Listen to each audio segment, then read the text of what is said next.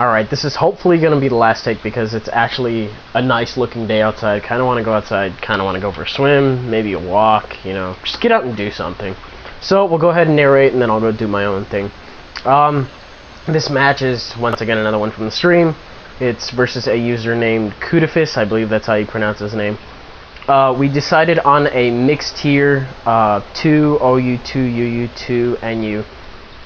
And it was actually a really fucking HAXY match on his side. So we'll go ahead and play it back right now. And I'll go ahead and do a recount at the end for you. So trying to remember what happens here. Okay. So the thing with these matches is you have to prepare for the entire metagame because it's in OU you can, or rather in standard, you can bring lower tier stuff, but it's not required. Versus in these matches it is required that you bring something. So this Choice Scarf Glaceon completely threw me off, completely got a critical hit, completely didn't fucking matter. But now that it is stuck on Shadow Ball, I can go ahead and sub. I can go ahead and get a, yeah, like I said, a free sub. So, no big deal.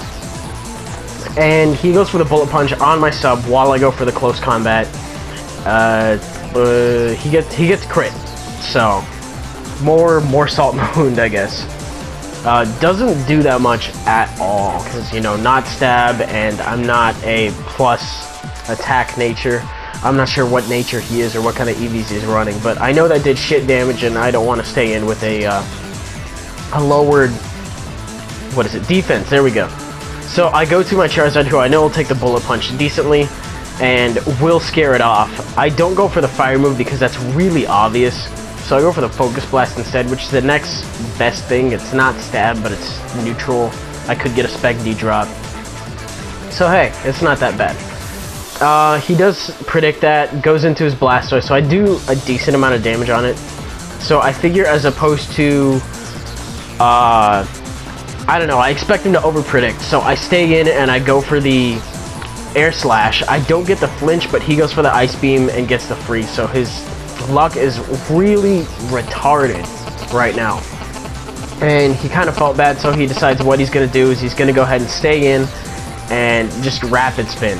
Just Rapid Spin until I thaw. And at this point, it's not really looking like I'm gonna thaw, but that's what he does. He stays in and he keeps going, and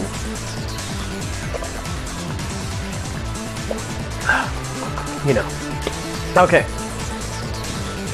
So I do end up thawing, and I go with Flamethrower over Air Slash, so I can be in the range where, so I can put him in the range where he would have been had that freeze not happened, more or less. And I do go for my second Air Slash.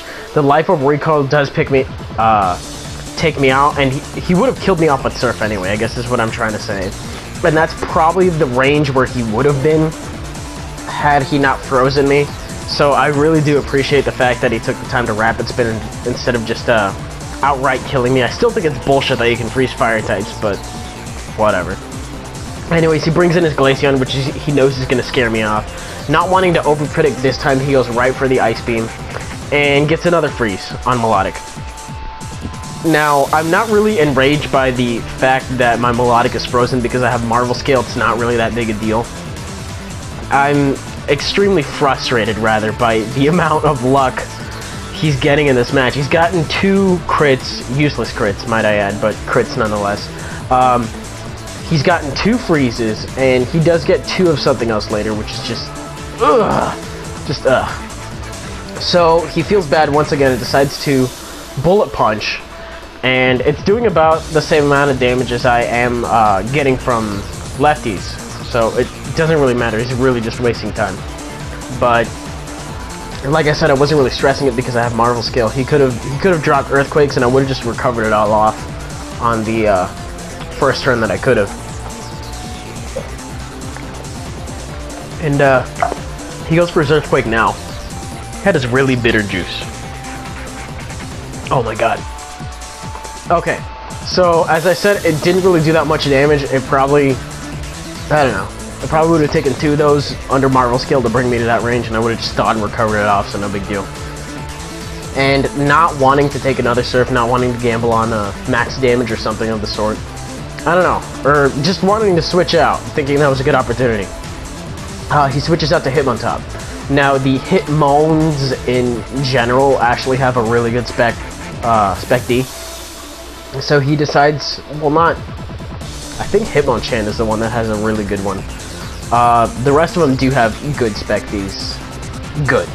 Anyways, I go with the Surf, and he decides he's going to try to bulk up. And I'm wondering why he isn't using close combat, why he didn't use it first after one bulk up, and he just went right for the second one. And he's a priority user, which is like, oh, well, shit, that actually did a lot of damage, and I won't be able to live, what, 3 of those? So I decide I'm going to try to take him out as soon as I can.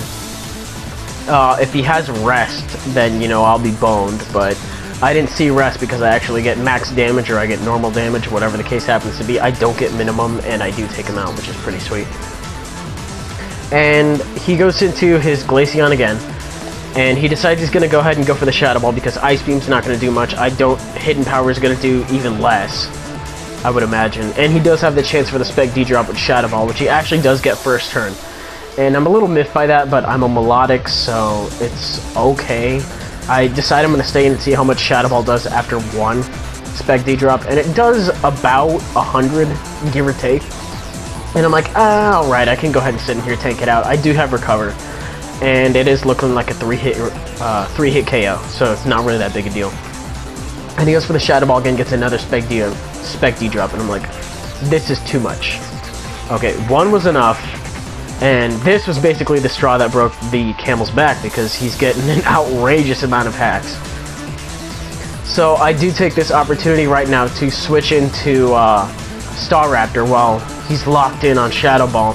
And I did this once before in the match, I'll do it again. And since he is locked in on Shadow Ball, I do get a free sub, so sweet. Get my sub on, lefties happens everywhere. Excuse me. And he goes for the Bullet Punch, hopefully not going to get a crit again on my sub.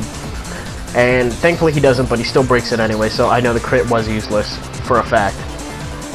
And get the close combat, doesn't quite take it out, and now I'm kind of vulnerable because my defense is lowered one stage. And yeah. So he goes for the Bullet Punch once again, doesn't quite take me out, thankfully, so I am able to finish it off with another close combat. I was going to... Actually, no, I wasn't going to stay in as fodder. I really had a strong feeling I was going to be able to take that. So... trying to remember what happens here. I haven't seen this match in a while.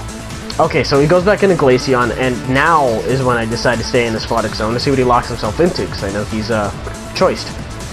So he locks himself into Hidden Power. I don't know what type it is, but I do know that my Medicham outspeeds it regardless, so I don't want to... you know, play it risky in case he was using, like, some weird hidden power, like Grass or something of the sort. I don't know. Grass wouldn't make any sense because he's got Ice Beam, so fuck it. I don't even know what I was saying. Electric? I don't know. Anyways, he has one priority user, and it happens to be Entei. I locked myself in a Psycho Cut because any move that I would have used on it would have KO'd it. And if I locked myself into High Jump Kick, and he did have a Ghost user left, that definitely would have been bad. So, I hadn't seen this Entei before. Knowing since he does have priority, he's going to be able to take me out after 3 of them. And I will only deal enough damage, I will only deal damage to him twice, is what I'm trying to say. I go to Melodic to eat the first exchange speed and hopefully take a Stone Edge, and because he's not boosted with Howl or anything, I am actually able to take the Stone Edge with ease, I would say, and I take him out, so not that bad. And I believe the score is 3-1 right now. He has the T-Tar left. He tells me that this is the Dragon Dancing variety, so if he got 2 up, he could have won. I say 2 because 1, this Pokemon wouldn't have been able... Well, if he got 2 up right now, I probably could have... I don't know. I'm trying to think about it. That looked like a 3-hit KO, so... I would have surfed, he would have DD'd, I would have surfed, he would have DD'd, and then he would have crunched? I don't know. But the point is that he didn't DD, he just went for the attacking move right off the bat, and I'm able to bring in my Scyther and go ahead and just break him for the win. So that was an excellent game. Kuda, I do thank you once again for being nice about the ridiculous amount of hacks you got. And that's the game. Like I said, guys, tomorrow I will be uploading the second match I had with Blame Truth.